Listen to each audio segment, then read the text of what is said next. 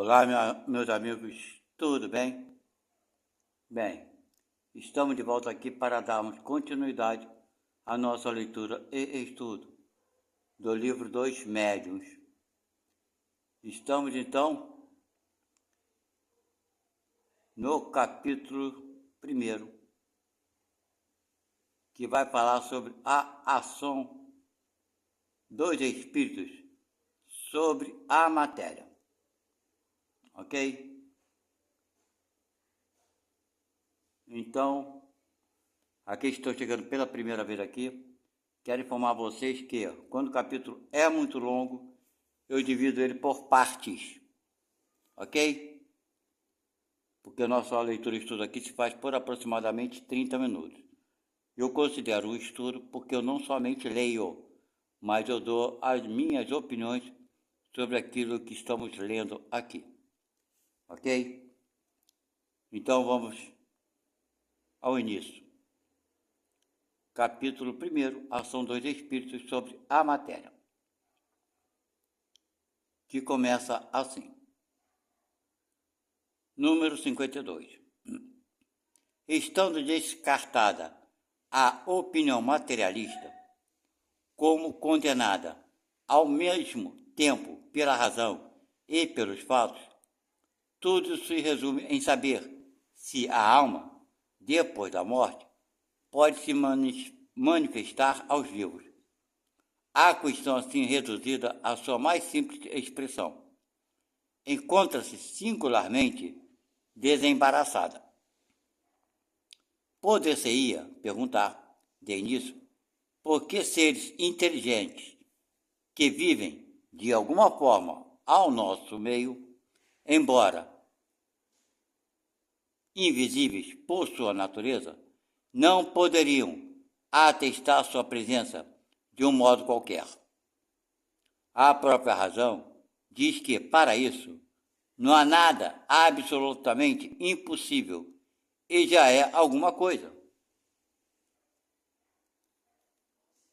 Esta crença tem, de outra parte, para ela, o assentimento de todos os povos, porque se a encontra por toda parte e em todas as épocas, ora, uma intuição não poderia ser tão geral nem sobreviver aos tempos sem apoiar-se sobre alguma coisa.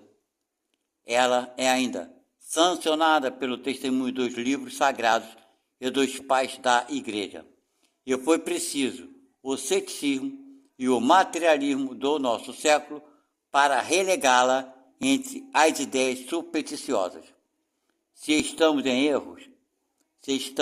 erro, estas autoridades o estão igualmente. Quer dizer, negar, que o espírito possa se comunicar, já que você acredita que existe a alma. O que é a alma? É o espírito da pessoa que morre, ok? E por que se estão por aí não podem, se manifestar, mandar seus comunicados? Aliás, eu vou abrir um parênteses aqui para explicar uma coisa para vocês. A religião que mais perseguiu o espiritismo foi a Igreja Católica. Foi ela a primeira a perseguir o espiritismo, ok? Dando a entender que o espiritismo falava com os demônios. Que segundo Moisés, lá no Antigo Testamento, ele proibia, porque não poderia fazer comunicação com os mortos. Isso é coisa, se Moisés fez isso, também ele é outro doido, do maluco da cabeça. Ok? Se ele fez, também não sabemos se é verdade ou mentira.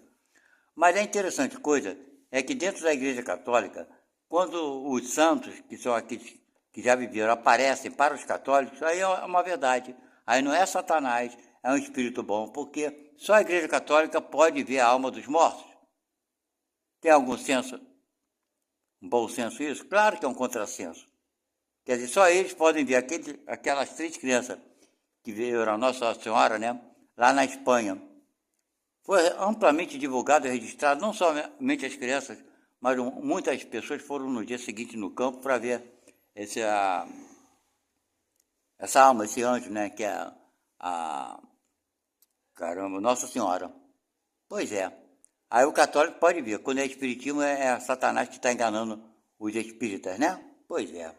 Então vamos parar para pensar sobre isso? Vamos dar continuidade então. Ele continua falando então. Mas isto apenas são considerações morais. Uma causa, sobretudo, contribui para fortificar a dúvida numa época tão positiva como a nossa, em que se procura dar-se conta de tudo e que se quer saber o porquê e o como de cada coisa. E foi a ignorância da natureza dos espíritos e dos meios pelos quais eles podem se manifestar. Este conhecimento adquirido, o fato das manifestações, nada mais tem de surpreendente e entra na ordem dos fatos naturais. Tá vendo? Então, uma vez compreendido, a gente vê que não tem nada de sobrenatural. São coisas muito simples e comuns, que está dentro da natureza. Número 53. A ideia que se forma dos espíritos torna, à primeira vez vista, o fenômeno incompreensível, né? À primeira vista. Estas manifestações não podem ocorrer senão pela ação dos espíritos sobre a matéria. É por isso que aqueles que creem que o espírito é a ausência de toda a matéria perguntam-se, com alguma aparência de razão, como pode ele agir materialmente? Ora, aí está o erro, porque o espírito não é uma abstração, é um ser definido, limitado e circunscrito. O espírito encarnado no corpo constitui a alma. Quer dizer, quando está encarnado, no meio espírito a gente denomina o quê? Alma, quando está no corpo. E ele continua. Quando o deixa na morte, não sai despojado de todo o envoltório. Todos nos dizem que conservam a forma humana e, com efeito, quando nos aparecem, é sob aquela que nós os conhecemos. Tá vendo? Então, o espírito sai do corpo, mantém a mesma aparência, a forma humana, certo? Tanto é que quando eles nos aparecem, nós os reconhecemos, né? Parentes, pessoas, né? Mesmo na Igreja Católica, os santos. O que são os santos? São as almas, né? Ou melhor dizendo, espíritos das pessoas que já viveram, que fizeram bem, que fizeram curas, que fizeram milagres, por assim dizer, dentro da Igreja Católica. Ok? E ele continua falando. Observamos-los atentamente no momento em que acabam de deixar a vida. Estão no estado de perturbação. Tudo está confuso ao seu redor. Eles veem seu corpo, são ou mutilado, quer dizer, o corpo perfeito, né? Ou mutilado, conforme o gênero de morte de outra parte. Vêm-se e se sentem vivos. Quer dizer, estão vendo o corpo e coisa e se sentem vivos. Como é que pode? Fica meio confuso para todos nós, né? Para eles e para nós, porque nós vamos passar por isso também. Alguma coisa lhes diz que esse corpo é o seu e não compreendem, porque estão separados dele. Está vendo que coisa interessante? Deixa eu abrir aqui, parar aqui, né? Parar, separar dele. Aconteceu comigo uma experiência fantástica nesse sentido. Eu posso dizer para vocês. Foi muito assustador mesmo. Eu tomei um susto muito grande. Mas foi uma coisa muito simples. Eu fui numa casa, numa residência, e, claro, não conhecia essa casa, essa residência, né? E quando eu entrei num cômodo, tinha um espelho ao lado da porta, né? Então, quando eu entrei, eu não prestei atenção nesse espelho, né? Mas eu estava numa posição ao lado do espelho, quase que de costas para ele, para esse espelho, sem saber que tinha um espelho na parede. Quando me virei por algum motivo, né? E vi a minha imagem no espelho, eu tomei um susto tremendo. Não porque eu me assustei como se fosse uma outra pessoa, mas tomei um susto enorme de ver meu corpo e eu fora dele. Então eu sei exatamente, você me desculpe, o que é que o espírito sente quando vê o corpo dele e se vê ao lado. É uma sensação horrorosa, horrível. Até que eu, quando descobri que aquilo ali era um espelho, levei alguns segundos, que era um espelho de cristal, né? O espelho de cristal, eles são muito limpos, por assim dizer, tem uma imagem perfeita. Enfim, então eu fico imaginando, eu já sei mais ou menos o que esse irmão acabou de dizer aqui, né? Quando o espírito sofre um acidente, sei lá, desencarna, e olha para o corpo e toma um susto, que ele está fora do corpo, está vendo o corpo, está vendo ele, fica assustado. Então esse susto, esse abalo, vai levar algum tempo até que ele se refaça e entenda o que está acontecendo, conforme foi o meu caso. Eu podia ter desencarnado e ter visto o meu corpo ali, até entender que eu estava desencarnado, ia ser complicado. Como é que eu me ver ao mesmo tempo em dois lugares, por assim dizer, né? Eu de um lugar me ver em outro, não é verdade? Que eu estou em outro lugar, estou em pé, numa certa distância eu não estou, enfim, eu não estou olhando para o meu corpo, estou olhando para o corpo, é bem diferente. É muito estranho isso, essa sensação é muito estranha, eu tomei um susto que meu coração chegou a palpitar, falei, que isso? Pois é, então é assim que acontece, vamos lá. Ele continua falando, continuam a ver-se sob sua forma primitiva, e esta visão produz em alguns, durante um certo tempo, uma singular ilusão de se crerem ainda vivos. Está vendo? Ele olha para si, está vendo o corpo, acha que está vivo. Necessitam da experiência do seu novo estado, está vendo? Para se convencerem da realidade. Fica difícil, de fato. Dissipado esse primeiro momento, que foi o meu caso da perturbação, né? O corpo se lhe torna uma vestimenta velha da qual estão despojados e não têm saudade. Aí, quando ele se nota que realmente está fora do corpo e que não tem nada a ver com aquele corpo, né? Se sente livre, sente-se mais leves e como desembaraçado de um fardo. Não experimento mais dores físicas, não sente, né? Claro. Né? E são muito felizes de poderem se elevar.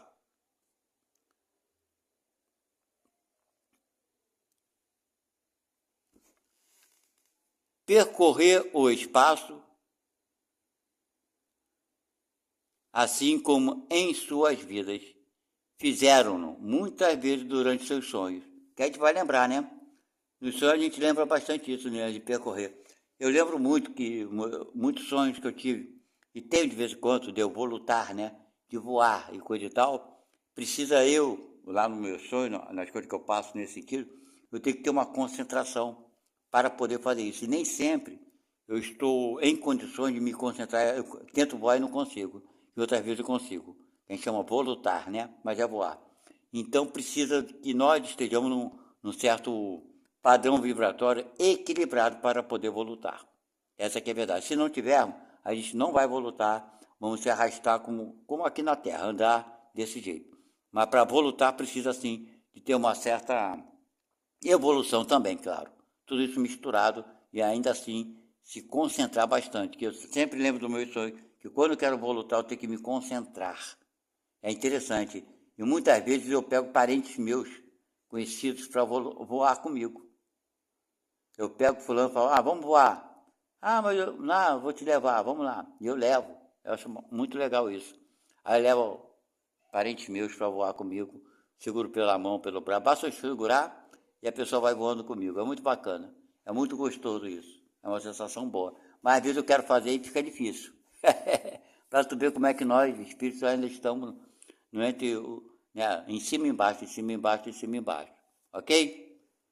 Ele continua. Entretanto, apesar da ausência do corpo, constatam sua personalidade. Tem uma forma, mas uma forma que não os oprime, nem os embaraça. Nem os embaraça. Está aqui. Tem, enfim, a consciência do seu eu e de sua individualidade. Que devemos disso concluir? É que a alma não deixa tudo no túmulo e que leva alguma coisa consigo. Ou seja, o seu eu, seu jeito de pensar e de agir, ok? Os seus gostos, seus costumes, seus hábitos, levamos conosco. A morte só separa a gente do corpo e nada mais além disso. Isso foram os próprios espíritos que falaram para Kardec, ok? Então, essas são as informações que estamos lendo que os espíritos passaram. Não foi Kardec que inventou nada disso. Ele continua. Número 54. Numerosas observações, tá? De fatos irrecusáveis, dos quais falaremos mais tarde, conduzirão a esta consequência de que há no homem três coisas: alma ou espírito, né, que somos nós. Princípio inteligente em que reside o senso moral. Isso reside em mim, ok? Em cada um de nós reside isso em nós, que somos o quê? Espíritos. E quando estamos encarnados, somos denominados como alma. Segundo, desculpe, o corpo envoltório, grosseiro, material, no qual está temporariamente revestido para o cumprimento de certos objetivos providenciais, que é o quê? O corpo. Nós, espíritos, não temos como pegar um copo, uma caneca, um lápis, uma caneta, porque a matéria é muito bruta. Nós somos muito etéreos. Precisamos de uma substância material, né? Composta dos mesmos elementos primordiais da matéria, mais bruta, mais densa, para podermos agir sobre a matéria. O corpo pode agir sobre a matéria porque o corpo é físico, e a matéria também é física. Uma matéria densa, bruta. Nós, espíritos, somos o quê? Etéreos. Não temos como fazer isso sem o corpo. E precisamos aprender a agir dentro da matéria. Por isso, precisamos do corpo. Ok? Mas entre nós e o corpo, ele vai explicar aqui o que existe, né? Já falei sobre o corpo. E vai falar sobre o terceiro elemento, né? Que é o quê? O perispírito. Ele fala aqui, terceiro, o perispírito, envoltório fluídico semimaterial, servindo de laço entre nós, espírito, né, alma, e o corpo. Agora vamos entender por que isso. Por que esse envoltório, esse perispírito, essa substância semimaterial? Nós, espíritos, somos etéreos, certo? Somos o quê? Imateriais. Somos energia, né? Uma energia bem etérea, muito etérea. Então, o perispírito é uma substância que ele é formado de uma substância etérea e de uma substância semimaterial. É o intermediário entre a matéria bruta, física do planeta Terra, e a matéria etérea, nós espíritos. Então tem que ter um intermediário para fazer essa ligação. O espírito não consegue também se ligar diretamente ao corpo.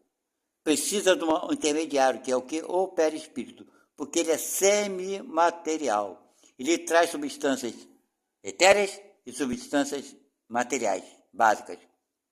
Cada célula do perispírito, que ele é formado por células também, ok? São ligadas a cada célula do corpo físico material. E nós estamos dentro do perispírito. Então, o comando do corpo, quem dá o comando ao corpo, somos nós espíritos, utilizando o que? O perispírito. Esse, por sua vez, se comunica com o corpo e, por final, o corpo dá o movimento que desejamos. É assim que as coisas funcionam, ok? E ele continua aqui. A morte é a destruição, ou melhor, a desagregação do envoltório grosseiro. Quer dizer, que envoltório grosseiro? O corpo, né? Daquele que a alma abandona.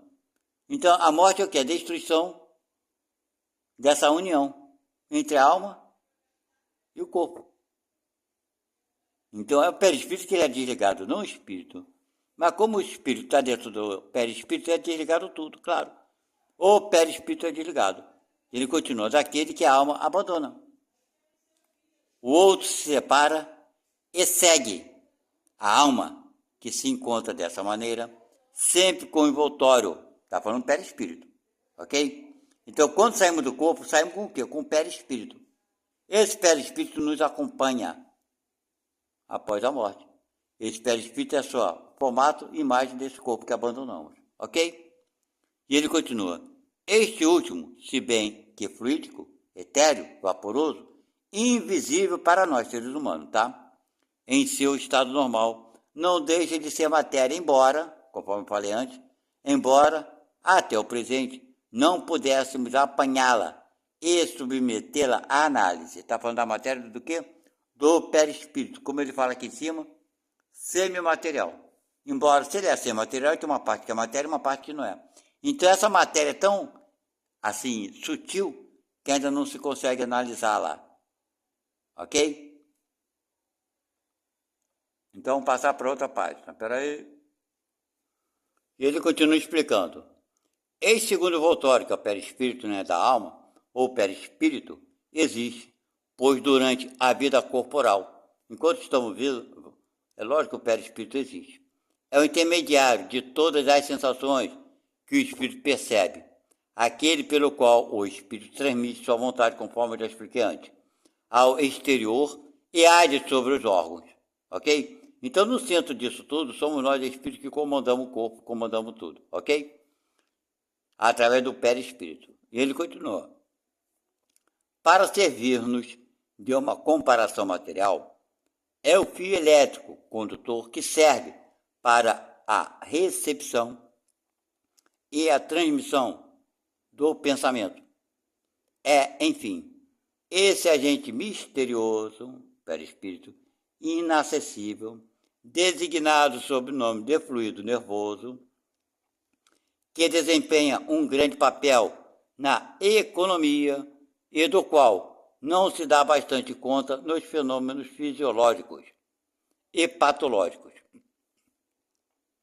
A medicina, não considerando senão o elemento material, né, que é o corpo, ponderável, priva-se na apreciação dos fatos de uma causa incessante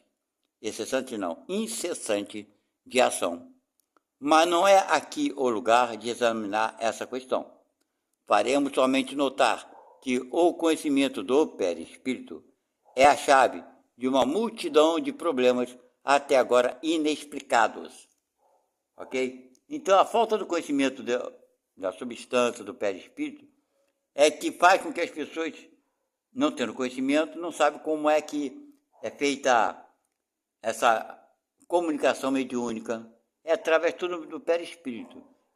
O nosso perispírito, quando o médium vai receber uma comunicação de um espírito, o nosso perispírito entra em contato com o perispírito do espírito que quer fazer a comunicação. Ok? Forma-se ali uma sintonia. O espírito que vem trazer uma informação para o médium, ele não entra no corpo do médium. Sabe como fala muito antigamente, falava, o espírito entrou no corpo, fulano está incorporado do espírito tal. Então, essa falta de conhecimento fazia com que as pessoas pensassem que o espírito tinha o poder de entrar num corpo, no teu corpo, no corpo do médium. Isso não acontece. Ok? O médium apenas o perispírito do médium entra em contato com o perispírito do espírito que quer fazer a comunicação. Ele não entra no corpo do médium. Ok? Então existe essa transmissão de pensamento de perispírito para perispírito. E assim o médium faz a comunicação através do seu corpo físico. Esse é o processo simples e natural. Mas para quem não conhece as propriedades do perispírito, ainda não entende muito bem isso. Ok? E ele continua aqui. Vamos lá que ele vai falar agora. O perispírito não é uma dessas hipóteses às quais se recorrem na ciência, sabe? Não é uma hipótese. Há algumas vezes para a explicação de um fato. Sua existência não é revelada somente pelos espíritos, mas um resultado da observação, como teremos ocasião de demonstrá-lo para o momento e para não antecipar sobre os fatos que iremos relatar, limitar-nos-emos a dizer que, seja a sua união com o corpo, seja depois de sua separação, a alma jamais está separada do seu perispírito. Deu para entender, né? Mesmo que a pessoa morra ou esteja vivo, a alma está sempre dentro do perispírito. O perispírito para ela, para a alma, para o espírito, é o quê? É uma vestimenta que o espírito precisa para poder agir sobre a matéria. Ok? Seja a matéria mais bruta, quando ele está encarnado, ou sobre a matéria menos bruta, que é a parte energética. Ok? Vamos lá. Número 25. Já se disse que o espírito é uma chama, uma chispa, uma centelha, né? Isto se deve entender do espírito, propriamente dito, como princípio intelectual e moral, e ao qual não se poderia atribuir uma forma determinada. Então, não se consegue, pelo menos os espíritos que nos trazem as comunicações, que falam com Kardec, falaram, né? E que se comunicam atualmente, eles mesmos não têm a inteligência suficiente, conhecimento suficiente para definir como é o espírito. Como é o espírito, as suas propriedades, como ele é constituído, coisa e tal. Sabe-se que é uma inteligência, que é uma energia, mas não sabe-se como ele é composto, sua composição atômica. Isso que é o mais importante, né? Ninguém sabe ainda. Ele não consegue ainda nos relatar isso como é. Porque eles não sabem, nós muito menos. Não é isso? E ele continua. Mas em qualquer grau que se encontre, né, o espírito, está sempre revestido de um envoltório ou perispírito, cuja matéria se eteriza à medida que ele se purifica e se eleva na hierarquia. Então esse perispírito, vou explicar para vocês, quanto mais nós formos nos elevando moralmente, melhorando nossos atos, nossas condutas, aumentando o amor, ponto final que já define tudo dentro da gente, o nosso perispírito também vai se renovando e criando energias novas, se transformando para melhor e ficando cada vez mais do que etéreo. Ok? Vai se enchendo de mais luz. Ok? Então ele se eteriza à medida que nós vamos melhorando o nosso jeito de viver, né? E vamos evoluindo na parte de hierarquia. Então o espírito reconhece o outro, quando um está superior ou não, através da sua o quê? Da sua energia emitida, da luz que emite o espírito. Simples assim. Quanto mais elevado o espírito, mais luz ele irradia. Ok? E ele continua. De tal sorte, né? Tá aqui, ó. De tal sorte que, para nós, a ideia da forma é inseparável da do espírito. E que não concebemos um sem o outro, o espírito sem o perispírito. O perispírito, tá? Quer dizer, não dá nem para, quando o espírito está dentro do perispírito, não dá nem para dizer onde está o espírito. É interessante essa parte aqui, depois a gente vai ver mais na frente que sim, que dá para a gente saber, principalmente quando nós estamos encarnados. Nós vamos estudar isso mais na frente. Vamos lá. O perispírito faz, pois, parte integrante do espírito, como o corpo faz parte integrante do homem. Mas o perispírito sozinho não é o espírito, como apenas o corpo não é o homem. Deu para entender? O perispírito sozinho não é nada. E o corpo também, sem alma, sem espírito, também não é nada. Não é nada, é uma matéria, inerte e por aí vai. E ele continua. Porque o perispírito não pensa. Claro que não. É uma roupa do espírito. É para o espírito o que o corpo é para o homem. Deu para entender? Uma vestimenta. É um agente ou um instrumento de sua ação. Conforme eu falei, né? O espírito tem que agir sobre o corpo, ele precisa de um agente. O espírito não consegue agir diretamente sobre o corpo. O agente, o que é? O perispírito. O perispírito do planeta Terra permite que o espírito haja sobre as substâncias físicas, materiais do planeta, quando está encarnado, e sobre algumas substâncias mais etéreas, ainda assim materiais, mas menos densas, tipo assim o ar, a eletricidade, né? Não são matérias? Todo mundo sabe que isso é uma matéria. A eletricidade é uma matéria. O ar é uma matéria. O H2O, a água, o oxigênio, por aí vai. São matérias. Mas não, você consegue segurar o ar? Não, não consegue. Mas o espírito consegue acumular o ar? Sim, consegue. Sim. Fora do corpo, sim, ele consegue. Porque está dentro do ambiente dele. Ok? É claro que isso depende de cada espírito, da sua capacidade. São os espíritos elementares que fazem chover, que fazem os temporais, que fazem os ventos. Tá? Depois, um dia nós vamos estudar mais profundamente sobre isso. Sobre espíritos elementares. Então, esses são responsáveis pelos temporais, pelos furacões, pelos ventos e etc e tal. Ok? Mas eles não fazem por livre e espontânea vontade. Tem uma hierarquia. Eles obedecem aos espíritos superiores. Não tem nada que é bagunçado no universo. Então eles fazem aquilo que os espíritos superiores determinam que eles façam. São os espíritos elementares. Essas classes de espíritos elementares, nós já passamos por elas.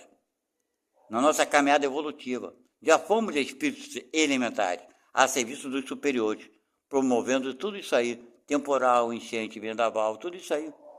Porque tem uma coisa acima deles, que é Deus. E Deus comanda todo o universo através dos seus ministros. Ok? E sendo assim, existe temporal, tempestade, essas coisas todas, com comando superior.